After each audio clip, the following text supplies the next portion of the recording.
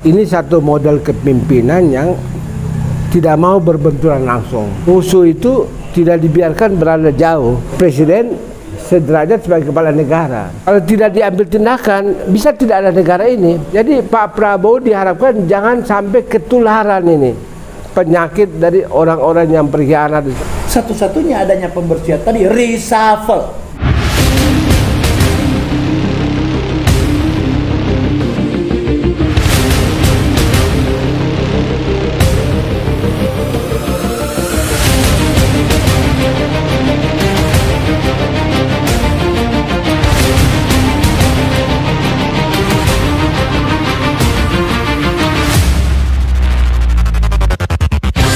Assalamualaikum warahmatullahi wabarakatuh. Waalaikumsalam warahmatullahi Bersama kami Uiwot. Di samping saya ada Bung Sayuti yang dulu pernah seasrama dengan saya di Daksinapati dari Fakultas Teknik. Di pojok sana ada Bung Hengki dari Fisip UI. Nah, kami di sini akan bicara tentang kondisi situasi Republik ini di bawah kepemimpinan Pak Prabowo. Apa sih ceritanya di Republik ini sekarang? Terlalu banyak masalah, tapi intinya adalah kita bersyukur bahwa kepemimpinan yang dihadirkan sekarang itu memberikan banyak harapan ke depan. Hanya saja ya saya sih bisa menjelaskan kepemimpinannya Pak Prabowo, Pak Hengki juga bisa menjelaskan juga bahwa ini satu model kepemimpinan yang tidak mau berbenturan langsung, tapi idealisme ini tetap diperlihatkan. Jadi misalnya ada yang dipuji-puji gitu, habis puji-puji pagarnya dicabut, pagar kemudian belajar lagi dari guru yang dipuji-puji itu, habis itu sertifikatnya dibatalin. Habis itu muji lagi ya. Kemudian IKN diblokir anggarannya. Jadi ini satu model TikTok dalam bahasa kepemimpinan kuantum. Jadi musuh itu tidak dibiarkan berada jauh, tapi dekat di dalam, nempel seolah-olah menyatu. Padahal digangsir dari dalam. Kalau musuh negara itu selalu melekat kan, selalu melekat. Ya. Tetapi kita lihat begitu bahwa banyak orang yang kelihatan kurang suka kalau dipuji-puji misalnya. Kalau kita terus terang aja misalnya ada yang dianggap sangat berkhianat di negara yang dipuji-puji itu kan nggak elok. Tapi hasilnya adalah tindakan. Habis dipuji lagi tindakan lagi. Nah, ini yang kebagian pujian, yang ini kebagian tindakan. Kalau kita audit, rakyat untung dari situ karena hasilnya ada. Tetapi kelihatannya ini hanya bolak-balik di wilayah-wilayah yang sifatnya teknis saja. Akar masalahnya itu belum diselesaikan, gitu. Rakyat ini menginginkan jangan terlalu banyak nempel-nempel sama yang menjadi musuh atau yang sudah berkhianat atau apa begitu, jangan. Jadi maksudnya yang udah berkhianat udahlah. Iya, artinya udahlah, toh tidak ada masalah kalau misalnya ada tindakan-tindakan langsung yang langsung dirasakan. Itulah kenapa kita usulkan supaya langsung dibentuk satu bukan lembaga ya, satu otoritas kedaulatan. Otoritas kedaulatan ini, karena kalau nanti lembaga lagi itu nanti terlalu banyak lembaga di negara kita kan, biar aja cukup 3 cabang kekuasaan, eksekutif, legislatif, yudikatif. Yang satu ini kita kasih nama saya satu entitas, otoritas kedaulatan. Nah ini nanti akan menempatkan presiden sederajat sebagai kepala negara yang punya tangan kedaulatan ini.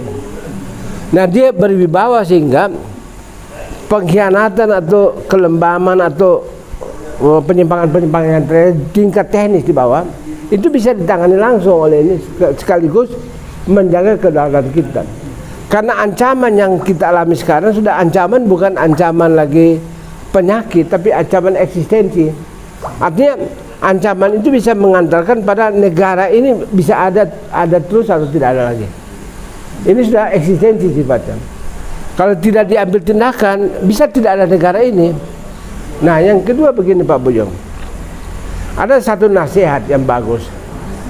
Jangan terlalu lama bergaul dengan orang-orang yang bermasalah, karena nanti Anda ketularan. Ya kan? Jadi Pak Prabowo diharapkan jangan sampai ketularan ini penyakit dari orang-orang yang berkhianat dan sebagainya. Itu Pak Hengki. Bahkan ada yang mengatakan bahwa kalau dilihat, ya, saya kurang percaya, tapi ada yang bilang begini, jangan-jangan Pak Prabowo ini sudah didukunin. Ada yang sampai begitu. Ada yang bilang diguna-gunain gitu Pak Hengki. Saya sih nggak percaya, tapi artinya mungkin orang terlalu berharap. Jadi menganggap tolong dong cari siapa sih yang bisa ngatasi pedukunan seperti ini. Kalau saya sih tahu jawabnya bahwa ada satu filsafat gitu Pak Hengki. Kalau orang main di wilayah dukun itu sebenarnya wilayah yang antara terang dan gelap. Tapi kalau orang yang bisa mau bebas dari dukun itu, pedukunan itu atau guna-guna seperti itu, dia naikin aja spiritualnya sedikit di wilayah terang, maka serangan itu nggak kena. Oke. Tapi karena sayangnya orang sama Pak Prabowo, dia bilang tolong dong bagaimana dia. Mungkin karena berharap ingin cepat diselesaikan, gitu lah. Bagaimana Pak Hengki? Bu Hengki, gimana ceritanya nih? Ya, kalau otoritas kedaulatan itu dalam pemikiran saya itu sangat penting. Ya. Tapi ya barangkali kalau kita ajukan ini kepada Pak Prabowo akan banyak pertimbangan. Karena di sisi kiri kanan beliau ini banyak yang tidak sukai jika ada lembaga, institusi, komunitas. Ini otoritas. Ya, otoritas yang nanti menyaingi mereka. Tapi karena ini melekat pada presiden, langsung di bawah presiden. Iya. Jadi kedudukannya bukan menyaingi. Iya. Kalau mereka tidak suka, sama dengan tidak suka presiden. Betul. Cuman sekarang ini kan Pak Prabowo tidak berjalan dalam kesendirian. Dengan yang lain-lain. Ya. Tadi disampaikan ada orang yang berpikir tentang beliau itu didukuni. Apakah iya? Pertanyaan kan? Kalau memainkan perdukunan itu dia, kita tinggalkan dan naik sedikit tentang spiritual, religius, teologis kita, ini hilang. Tapi dalam konstelasi ini perlu tentunya kita berpikir lebih real. Oke, otoritas kedaulatan dibuat. Siapa yang mengajukan kepada Pak Prabowo? Ini baru kurang lebih 120 hari perjalanan beliau. Kira-kira gitu kan? Dan ini akan membantu besar kepada berbagai kebijakan Pak Prabowo. Di sisi lain, ada banyak orang-orang yang akan memiliki kepentingan yang saat ini sedang berjalan, yang juga ada di dalam kabinet seperti kata abang tadi. Siapa sih musuh itu? Kira-kira gitu kan? Adakah di dalam? Ya, kata Bang Sayuti tadi, dia nempel. Pak, iblis itu akan datang kepada manusia ciptaan Tuhan. Sepanjang manusia itu kuat berdoa, sepanjang itu juga iblis akan mendekati. Nah, ini sama dengan kepemerintahan. Satu-satunya adanya pembersihan tadi reshuffle. Setuju saya. Sekaligus dengan membentuk tim otoritas kedaulatan. Ini yang saya maksudnya negara kita udah nggak berdaulat nih ya. Maksudnya baik. Saya boleh katakan Indonesia berdaulat, tapi berdaulatnya kayak apa ya? Kedaulatan itu di tangan rakyat. Soalnya ada negara di dalam negara nih. Iya. Nah, kalau kedaulatan itu Pak di tangan rakyat, kok ada negara di dalam negara? Orang bertanya, negara mana yang ada di dalam negara Indonesia? Pertanyaan itu kan Pak? Negara aguan. Lah, oke, kita tidak menyebut seseorang namanya aguan atau apa atau segala macam. Ini sebuah kenyataan Pak, realitas. Kenapa terjadi pemberontakan di PIK 2? Ya udah kita nggak usah bicara aguan ke TW ke setan moyang Sikat siapa pokoknya ya. Tapi yang kita bicara tadi bagaimana pembentukan otoritas kedaulatan untuk menghandle persoalan ini salah satunya. Dan persoalan ini hanya pintu masuk, Pak. Bahwa 90-80% laut yang ada di Republik India sudah dikapling. Dan tidak bisa kalau presiden bertindak sebagai kepala pemerintahan, nggak bisa. Iya. Nanti bersaing sama yang lain. Itu yang saya bilang tadi. Karena sebagai pemerintahan dia memiliki sistem. Terbatas. Keterbatasan itu adalah dia menunjuk pembantunya menteri. Sementara ada kurang lebih 100 di kabinet ini termasuk wakil-wakilnya. Barangkali ada 30% titipan. Yang tadi Bapak bilang, ini kamu sudah dalam selimut, ya saya nggak tahu itu. Tapi kita melihat sebuah kenyataan. Oh ini, contoh terjadi perbedaan pendapat. Yang melakukan adalah pembantu presiden, yang namanya presiden Menteri Bahlul. Menteri apa? Salah bilang, Bahlil. Terus Gerindra, Pak Prabowo menyampaikan itu lewat Dasko. Itu bukan kebijakan saya, Dasko menyampaikan itu bukan kebijakan presiden. 2 hari kemudian muncul Marham Idrus Marham, Sekjen Golkar. Tidak mungkin Bahlul ini bikin kebijakan tanpa sepengetahuan presiden. Nah, ini ada apa? Mana yang benar itu? Nah, ini sudah membuktikan tadi bahwa tidak adanya sinkronisasi di dalam. Nah, pada saat terjadi saling menghabisi pada level yang sama, iya. Pak Prabowo diminta naik ke atas sebagai kepala presiden, sebagai kepala negara, sebagai presiden. Tegas lah ya beliau. Yang otoritasnya itu adalah kedaulatan itu. Otoritas kedaulatan itulah yang mau berfungsi. Tapi karena sekarang kan belum ada otoritas. Belum ada. Nah, sehingga saya punya analisis politik. Silakan dicatat, silakan diviralkan. Bahwa saat ini Pak Prabowo sedang dibully habis-habisan untuk menghilangkan kredibilitas kepercayaan rakyat Indonesia oleh orang-orang pembantu dia, Pembantu titipan. iya, pembantu titipan dan partai yang pendukung juga. Iya. Tapi ketika Pak Prabowo itu mengcounter, bersih atau saya yang bersih, maka ini merupakan arus balik, feedback, bahwa tadinya Pak Prabowo itu kredibilitas kepercayaan kepada rakyat kepada Pak Prabowo mulai menurun, sekarang naik 85% apa dia? karena dia berani menyampaikan itu. Artinya reshuffle sudah di depan mata. Hati-hati menteri-menteri ini. Ada kurang lebih sekian belas menteri titipan. Ada 30% dari 100 kabinet Prabowo, termasuk kepala lembaga dan wakil-wakil. Saya punya keyakinan 100 hari kedua akan terjadi perubahan. Aku yakin, Pak. Ini juga Pak Hengki, ini Pak Buyung, satu masalah dalam soal misalnya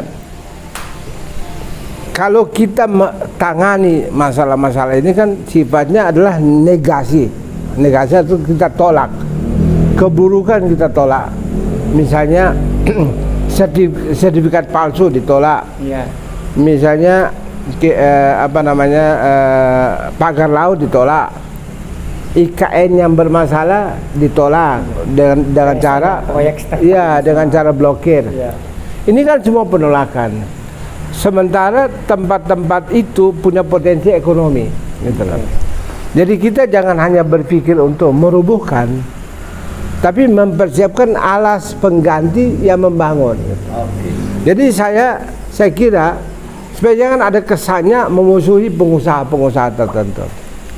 Pengusaha ini kan banyak dan mereka juga harus diberikan tempat untuk berkreasi. Ya. Jadi saya usulkan daerah-daerah yang terdampak oleh penolakan ini, penolakan kita, kan setelah ditolak kemudian terjadi kekosongan, produktivitas turun. Jadi saya usulkan misalnya seperti daerah Banten, itu diberikan akses juga pemberdayaan kepada para petani, para nelayan. Gitu. Jadi mereka jangan hanya bukan kita menghabisi pagar laut saja. Memang nelayan bisa beroperasi, tapi kalau motor lautnya juga harus dipikirkan gitu loh. Jadi harus ada anggaran untuk itu, daripada misalnya orang masih ribut soal makan gizi, makan gratis bergizi itu. Nah, itu mungkin dipersoalkan. Kalau kita tidak boleh untuk mencegah orang dari kenyang, nggak boleh. Tetapi mungkin dipisah-pisahkan saja daerah tertentu mana yang membutuhkan, gitu.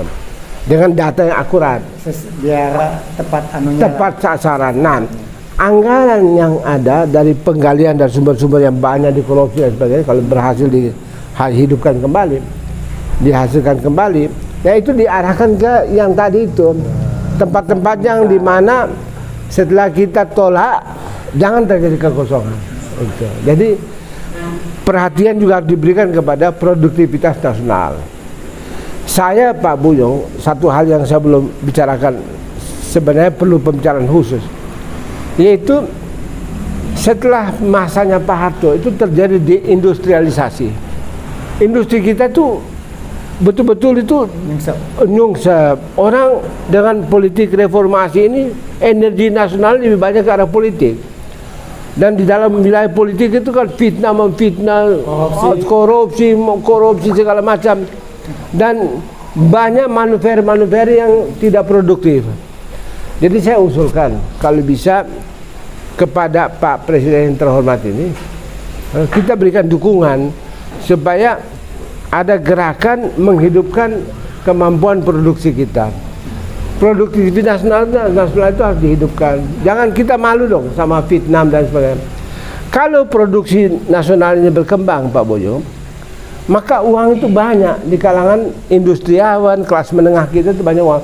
Sekarang kan kelas menengah itu kolaps, nggak ada uang. Kita tiap hari bicara moral, ini pencuri, ini perampok, ini tapi sesudah itu apa? Dalam bahasa PBB itu ada dua pasangan selalu. Satu prevention, Anda cegah terjadi korupsi, tapi yang kedua ada promotion, Anda harus dorong juga kehidupan berkembang. Jadi orang harus hidup, uang itu harus beredar lebih banyak, supaya tidak perlu banyak orang lah dalam dunia politik ini ngomong sana. Bayangkan kalau dari pagi hanya WA saya sampai malam nggak ada hasilnya bagaimana? Jadi kita dorong seperti ini. Kalau duitnya banyak beredar, maka ketentuan tentang gaji lepas itu, yang pegawai buruh lepas itu, yang tidak ada orang yang sekarang buruh lepas, iya tidak ada kontak, hanya kontak aja. Jadi orang semua punya ketidakpastian dalam pendapatan.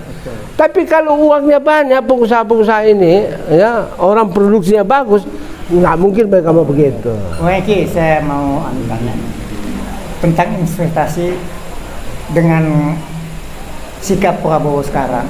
Investasi kita gimana nih? Ya, apakah ada, apakah tidak, apakah kabur? Kalau kepercayaan sampai dengan saat ini belum ada. Belum ada. Jadi apa yang diperjanjikan dan yang diucapkan oleh Jokowi masa ini, yang sudah baris entry, ini kan bullshit semua. Katanya. Kalau katanya mau ngomong apa ya? Abang kan sebagai orang DPR RI yang mantan ketua komisi. Kalau orang cuma omong-omong, apakah Pak Prabowo akan mengikuti ini? Enggak, karena begini Pak Hengke, maaf. Ini Pak Boyo. Dalam soal investasi ini ada satu hal yang dilupakan orang, yaitu bangunan hukum satu negara. Ya. Jadi kalau kepala negara itu kerjanya melawan hukum, tidak masa bodoh terhadap semua etika, itu para investor juga takut, gitu loh. Nanti uangnya masuk di sini, nasibnya seperti apa? Ini hukum bisa dibeli semua. Iya, jadi antara politik, keamanan dan hukum harus terjaga. Iya. Dan investor itu berani masuk. Jadi kalau Pak Prabowo itu, kalau Pak Prabowo itu juga ragu-ragu dalam soal hukum, investor juga bisa takut. Yang dibutuhkan secepatnya membentuk otoritas kedaulatan. Langsung diambil. Oke, terima kasih. Demikian tadi bincang-bincang saya dengan Bung Sayuti, Bung Hengki dari UI Watch. Mungkin pada saat ini kami berharap negara ini berdaulat, ya, sehingga rakyat bisa merasa tenang, berbisnis, berusaha, ya. Mungkin juga dengan kasus yang ada ini kita bisa membantu Amin. Prabowo dan berharap sama Prabowo supaya beliau tegas. Yang salah itu salah, yang benar itu benar. Demikian harapan kami dari UI Watch.